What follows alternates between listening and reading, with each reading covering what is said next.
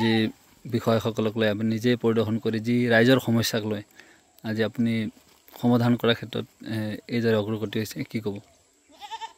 আমাৰ যোৱা যি বানপানী পানী আমাৰ পাহাৰৰ পৰা নামি অহা ডিকৰাই নৈ, এই ডিকৰাই নৈয়ে এইবাৰ যথেষ্ট জেগা প্লাৱিত কৰিলে আৰু এইটো অভূতপূৰ্ব। ইয়াৰ আগতে এনেকৈ এই বিস্তীৰ্ণ অঞ্চল প্লাৱিত কৰা নাছিল। ইটাখোলা অঞ্চল, বালিডুঙা অঞ্চল, ওৰাংবস্তি অঞ্চল, বুকুভঙা অঞ্চল, টেঙাবস্তি অঞ্চল, এই ঠাইসমূহৰ জনসাধাৰণৰ জনজীৱন যিসকলে বসবাস কৰিছিল তেওঁলোকৰতো ঘৰ চৰ ডুবালে, বাৰী ডুবালে আৰু বহু হাজাৰ বিঘা পথাৰৰ শস্য এই পানীয়ে যথেষ্ট ক্ষতি কৰিলে।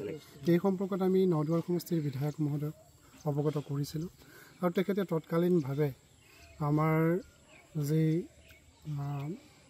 বিভাগ আছে বিভাগীয় কৰ্তৃপক্ষক, আজি SDO আমাৰ গোপীনাথ হালৈ ডাঙৰীয়া আহিছে, কনিষ্ঠ অভিযন্তা প্ৰণৱজ্যোতি গগৈ ডাঙৰীয়া আহিছে।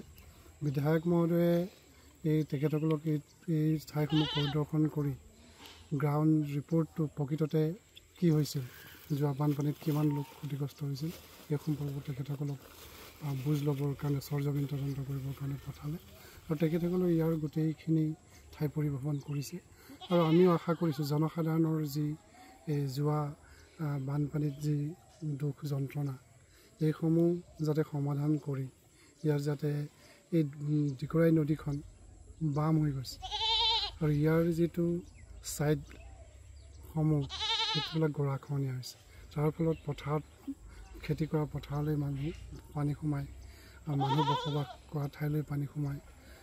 যোৱা বানপানীটোৱে প্ৰায় মানুহ আধা ডুবি ঘৰৰ পৰা নিৰাপদ স্থানলৈ যাবলগীয়া হ'ল। এই সম্পৰ্কত বিধায়ক মহোদয়ক অৱগত কৰিছিলোঁ আৰু আজি তেখেতে বিভাগীয়ভাৱে লোকসকলক পঠাইছে আৰু তেখেতসকল ভূমি সংৰক্ষণ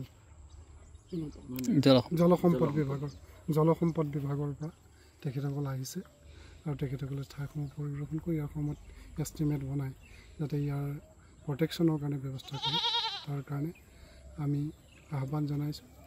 আশা কৰোঁ এই পৰৱৰ্তী পদক্ষেপে গোটেই অঞ্চলটোৰ ৰাইজক সকাহ দিব।